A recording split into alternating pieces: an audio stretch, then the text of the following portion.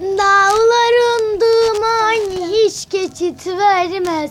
Dalgalar anuru da geriye vermez. Nefesim haramdır, yangınım sönmez. Anlat Karadeniz, nefesim yetmez. Sen anlat Karadeniz. Ümidim tükendi, bitiyor. Ardına bakmadan gidiyor.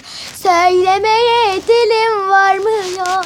Ha ha ha. Söylediler yandım, kül oldum. Bir görünüp bir kaybolup beni düşürdün derde.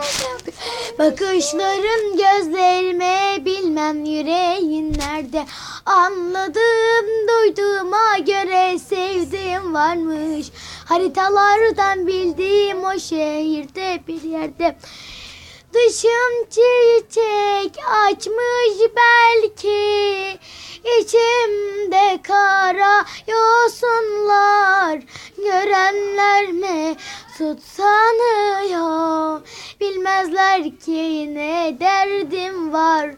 Oy beni vurur vurur, ne dur çektiğim zulüm. Bu dünyanın yükünü